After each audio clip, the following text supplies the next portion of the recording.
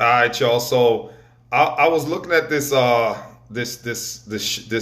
show. It was a platform, and it was on. They were having a discussion. It was a panel of let's just first I'm gonna title this, please. I'm gonna title this one Overs versus the Unders. The Overs versus the Unders. I'm gonna tell you why I'm titling it that, and it just came to me. But I'm looking at this panel, and this panel, it's a group of very educated black folks, very educated. They're all like college, college. They got all kind of degrees and plaques on their walls, I would assume. Very, very, very educated. And they were talking about church and people, and they were talking about the church world.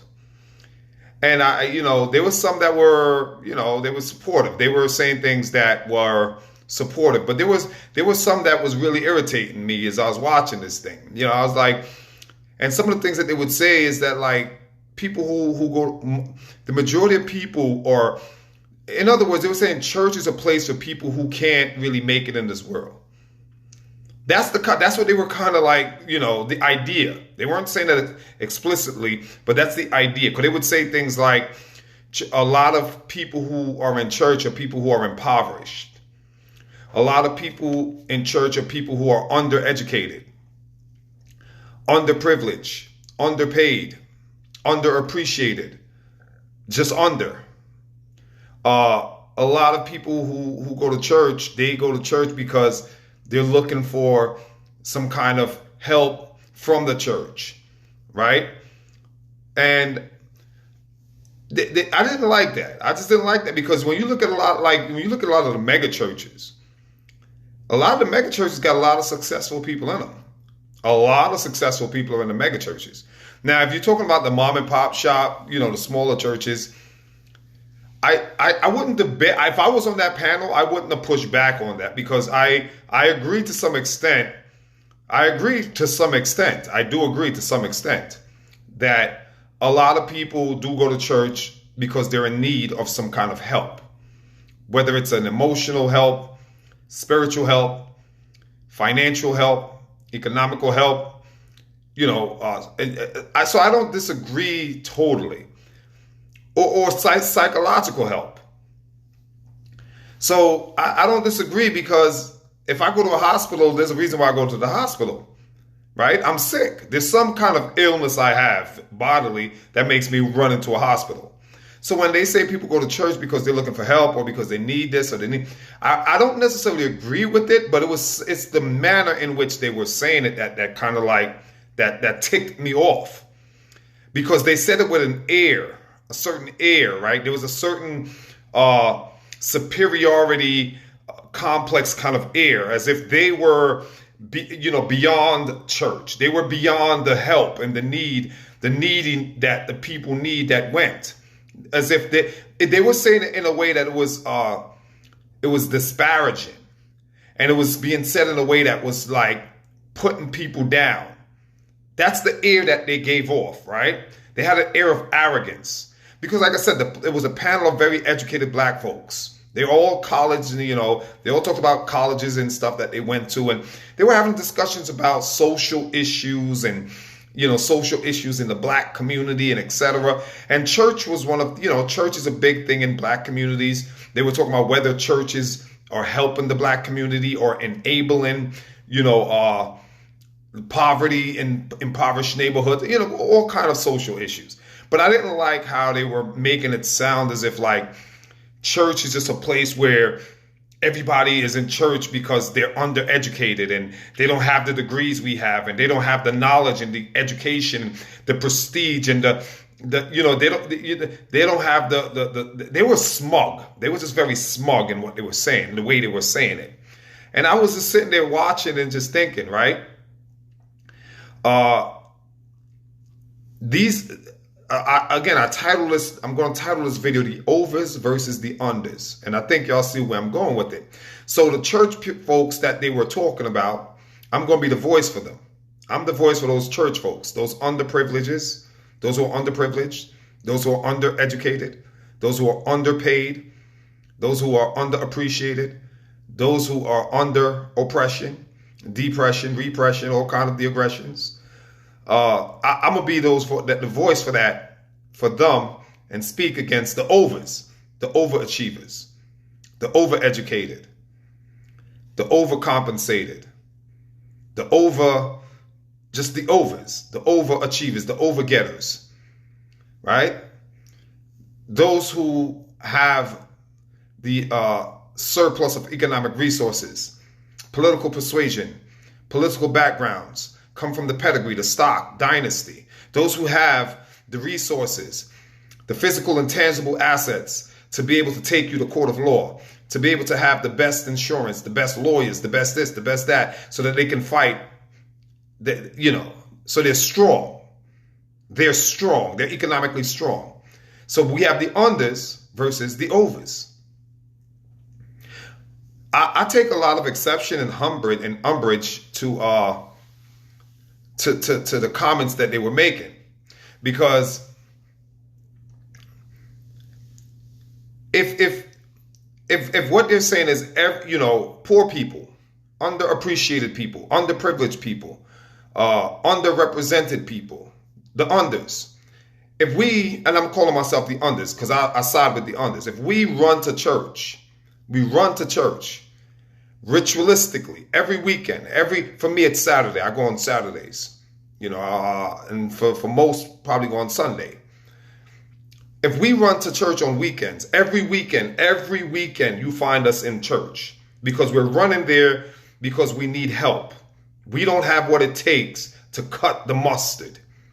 We don't have the academical skill, the academical subset, mindset, mind frame to be able to compete on the competitive structures that the overachievers reside on. If we ritualistically run to church because we are weak, because we are not, again, societally strong, so we run to church ritualistically, religiously, rigorously, every weekend. This is our ritual, and we do this to cope. This is what the panel was pretty much saying. And even if they weren't saying it exactly in this manner, I'm going to say it for them, because this is the vibe, the smugness, the arrogance that I was hearing. So my thing is this.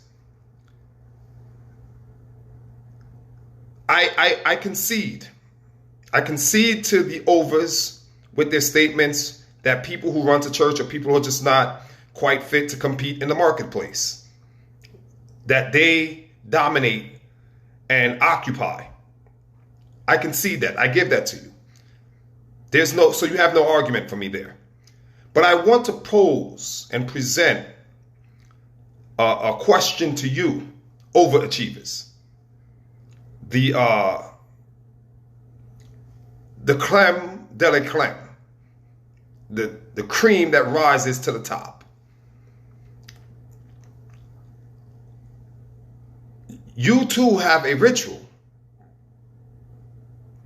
You too have a coping mechanistic ritual.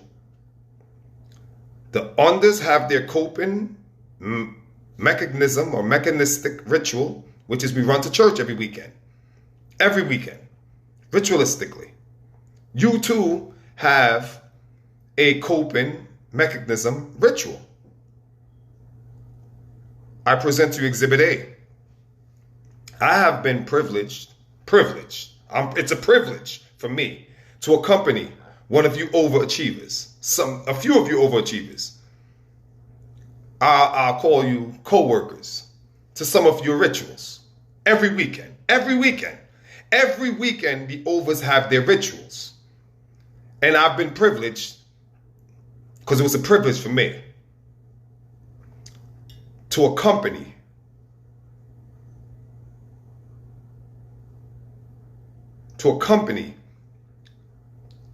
you overs to one of your rituals. This particular place that you practice your ritual was in Midtown, and I'm not going to call it a bar. A bar would be more, that's lower class. Lounge, luxury rooftop lounge. Not just a lounge, but a rooftop luxury lounge. And I visited your place of worship. And I noticed there's wrapped cigars that you puff on. This is your practice, your rituals. I've also seen the fine, Pierre Nior, whatever. I can't even pronounce the wine because I'm not sophisticated enough. Remember, I'm part of the Ova'S. And I was given a little glance into the rituals I'm part of the Unda'S. I was able to glance into the lifestyle of the Ova'S. And every weekend, the Ova'S have their gathering. They congregate at lounges, luxury rooftop. We're talking about the best of the best here. Rooftop, Midtown. There's fine wine. There's rum. There's vodka. There's various liquors. There's alcohol. The word alcohol comes from, it has an Aramaic alcohol,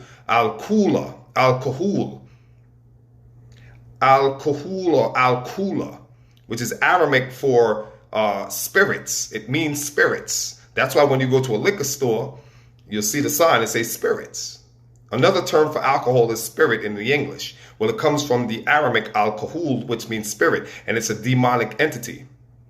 Demonic entity. That's why when you get drunk, it's called intoxication. So what you're doing is you're putting in yourself toxicity. That's why the word intoxicate. You become intoxicated. You're intaking toxic by means of spirits. So you're actually putting toxins into your body, which is toxic to your kidneys, toxic when you smoke cigarettes, by the way, which some of the ingredients is rat poison, literally.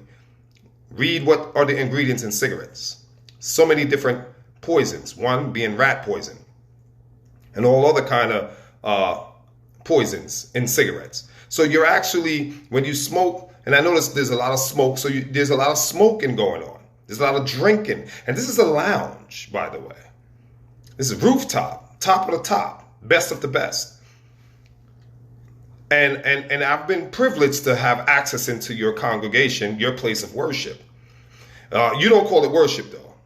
You don't do that. Remember, y'all don't do that stuff. Y'all don't believe in, poor people need God, not you rich, well-to-do folks. So I've been to your place of worship, but we're not going to call it worship because you're not worshiping. You are socializing. You're having a social gathering, socializing, drinking fine wine, and smoking cigars and cigarettes, and you socialize amongst yourselves, your peers. But it's done every weekend. It is so popular that you call it TGIF. Thank goodness it's Friday. Fry, first word in first three letters, F-R-I, fry. So it's Friday, the day that I'm going to go fry my brain cells with whatever smokes I'm smoking. Fry my lungs with whatever cigarettes and cigars I'm puffing on. Fry my kidneys and my liver, whatever intoxications and spirits that I'm drinking. But we're not going to call this worshiping. This is not worshiping because you're not worshiping anybody. You're just socializing, having a good time. So we find that the Unda'S, the underachievers in society, ritualistically go to church every weekend. We run to church. But I've taken observation that the Ova'S also run to their place of worship. They run to a place to congregate. I run to church to congregate, to socialize, to worship, to pray. The Unda'S. The Ova'S also run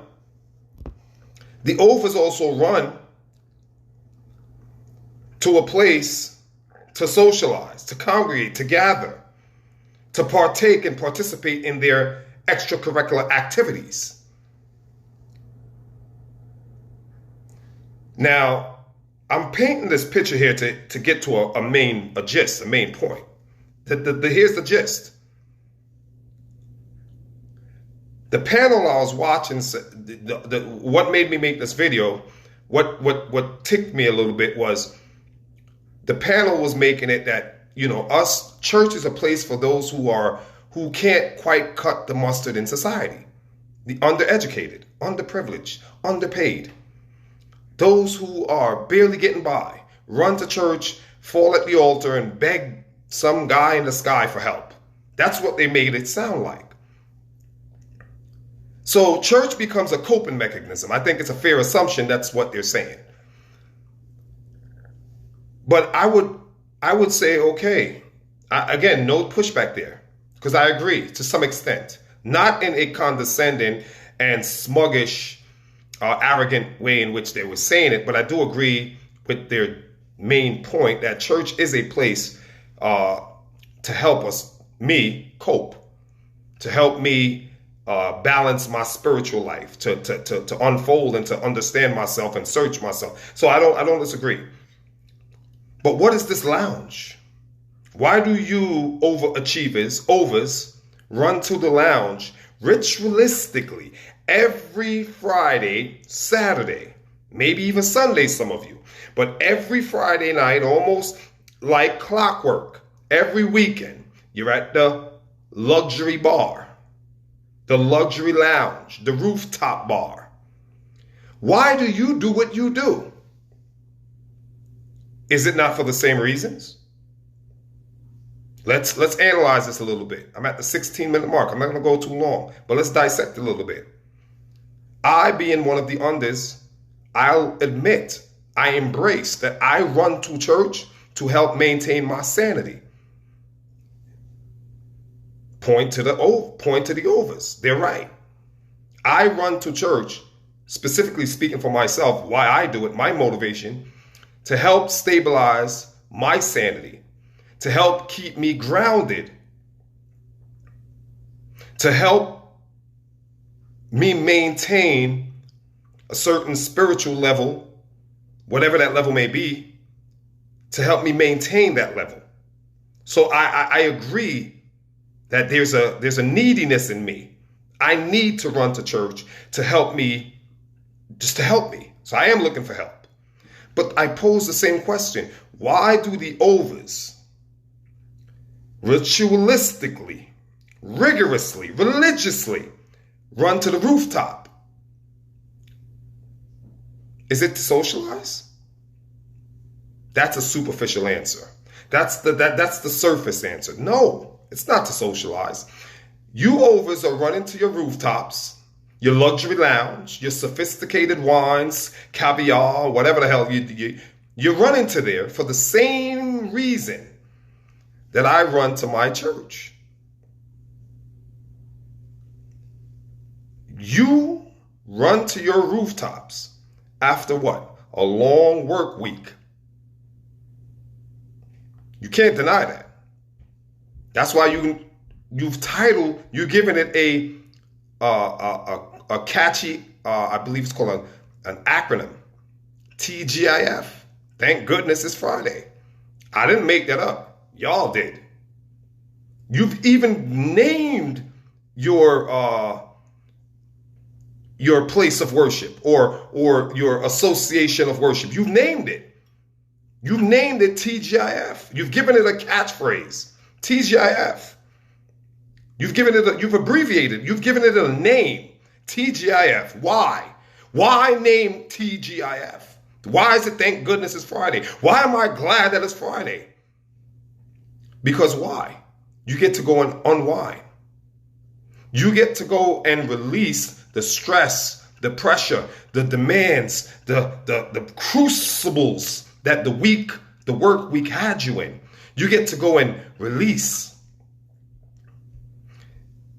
It is therefore your coping mechanism. You are going to the rooftop because you have a need.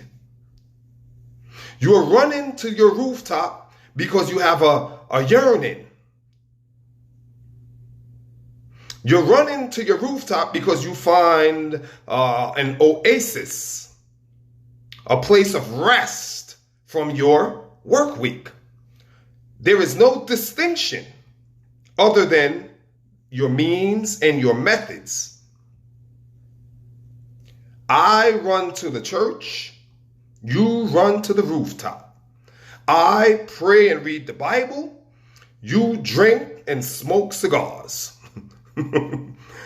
I lay at the feet of Jesus, I lay at the altar of God, and I supplicate and I pour out. You pour out a glass of wine. We're both pouring out.